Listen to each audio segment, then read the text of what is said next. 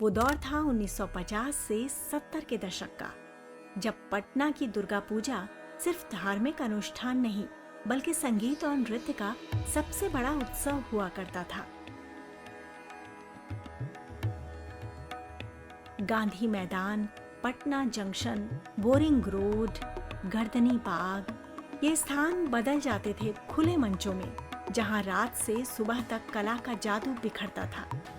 और उस मंच पर उतरते थे भारतीय संगीत और नृत्य के महानायक, शहनाई के जादूगर उस्ताद बिस्मिल्ला खान, वायलिन के माहिर वीजी जोग, सितार के गुरु उस्ताद विलायत खान, कत्थक की महारानी सितारा देवी, तबले के महानायक अल्लाह रखा और समता प्रसाद मिश्रा, सितार के मास्टर पंडित रविशंकर, सुरों के जादूगर गायक किशोरी अमोलकर, शमशाद बेगम, परवीन सुल्ताना, अनूप जलोटा, पंकज उधास और जगजीत सिंह। इन सभी ने मिलकर पटना की रातों को सुर, ताल और नृत्य से रोशन कर दिया।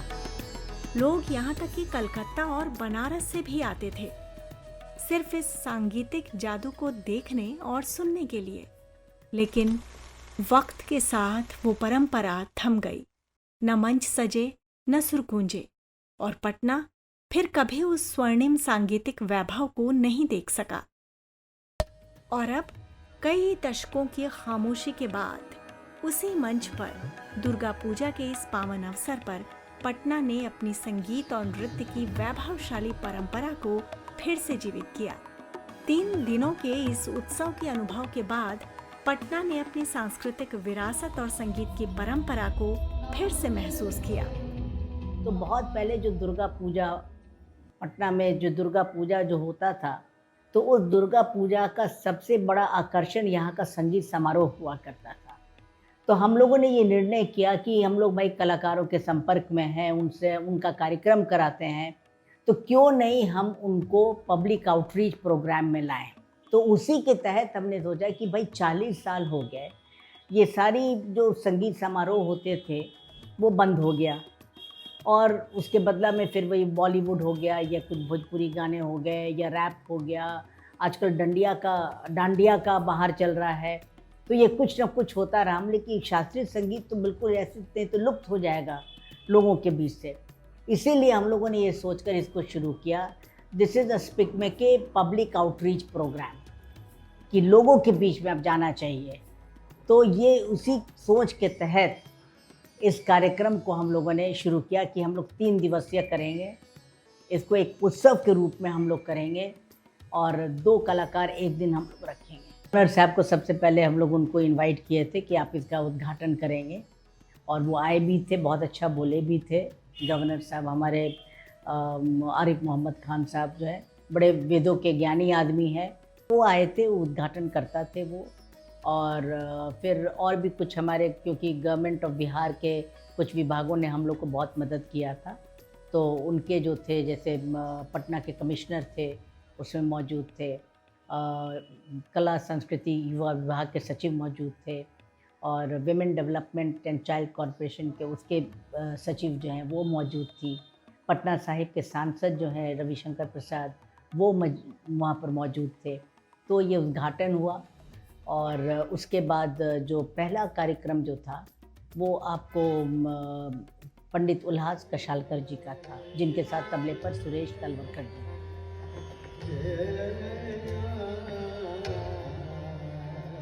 और दूसरा जो कार्यक्रम था, क्योंकि 2 कार्यक्रम हम लोग एक दिन कर रहे हैं, यानी कि 6 कलाकार। दूसरा जो कार्यक्रम था वो आपको जो ग्रैमी अवार्ड विनर है, पद्म भूषण जो है, उनका कार्यक्रम था, पंडित विष्णुमोहन भट्ट जी का।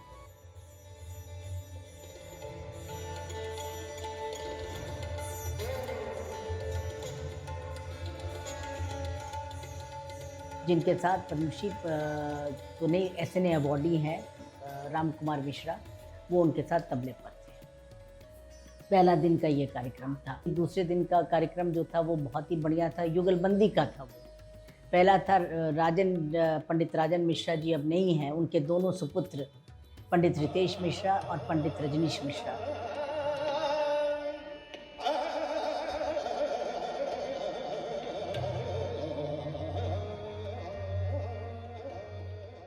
इनका गायन था, और मिथिलेश झा तबले पर थे, विनय मिश्रा जी हारमोनियम पर थे, और 2 स्टूडेंट जो हैं वो तानपुरा पर संगत कर रहे थे।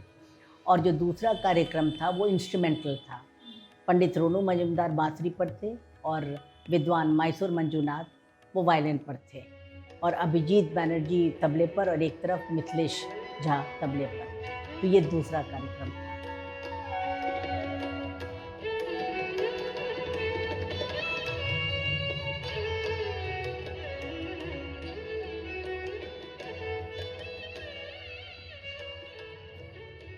तीसरे दिन का प्रोग्राम बिल्कुल अलग तरह का प्रोग्राम है, क्योंकि इसमें जो दोनों कलाकार आ रहे हैं, ये दोनों कलाकार पहली बार पटना में आ रहे हैं परफॉर्मेंस देने के लिए।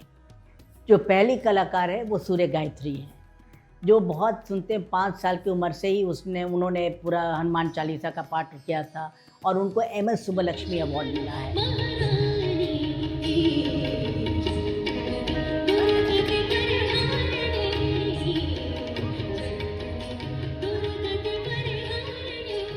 अभी मुश्किल से वो 20-21 साल की हैं, लेकिन इतने कम उम्र में इतना कुछ उन्होंने हासिल किया है। तो उनका कार्यक्रम जो है वो तीसरा दिन उनका होना है, कार्यक्रम जो था वो हुआ। और एक और जो कलाकार तनुश्री शंकर हैं,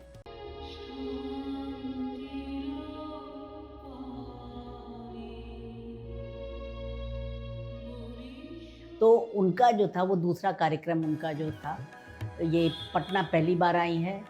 पर उदय शंकर जी की ये बहू हैं, पंडित रविशंकर के बड़े भाई हैं उदय शंकर, उनकी ये बहू है, और ये पूरा टीम लेकर आई हैं यहाँ पर।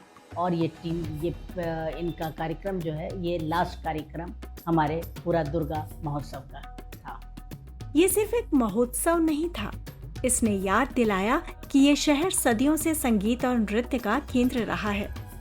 आज का पटना अपने आधुनिक रूप में भी इन पुराने सुरों और तालों की गूंज अपने हृदय में संजोए हुए है। हम चाहते हैं कि लोग इसे केवल एक कार्यक्रम न समझें, बल्कि इस शहर की अमूल्य सांस्कृतिक धरोहर को महसूस करें, जिएं और आने वाली पीढ़ियों तक पहुंचाएं। पुराने दिनों की यादें और आज का जीवंत पटना, दोनों का संगम इसी मंच पर हुआ, और इस 3 दिन के उत्सव ने साबित कर दिया कि संगीत और नृत्य की ये परंपरा अब केवल इतिहास नहीं, बल्कि वर्तमान और भविष्य की विरासत भी है। को बिल्कुल हम लोग हर साल करने की कोशिश करेंगे, और ये तो एक शुरुआत है, आगे देखें कैसा होता है। हम तो चाहेंगे कि हर साल वापस वो समय आए, वापस जो पहले कभी हुआ करता था, कि कोई कलाकार मैंने वो पटना जाने के लिए दुर्गा पूजा में छटपटाता था कि भाई हमको भी जाना है, हमको भी, जैसे लग रहा है उसको कोई बहुत बड़ा ऑनर मिलने वाला है। लेकिन वो एक माहौल था उस समय पटना का, कि यहाँ पर परफॉर्मेंस मतलब कि एक बहुत बड़ा ऑनर का काम था।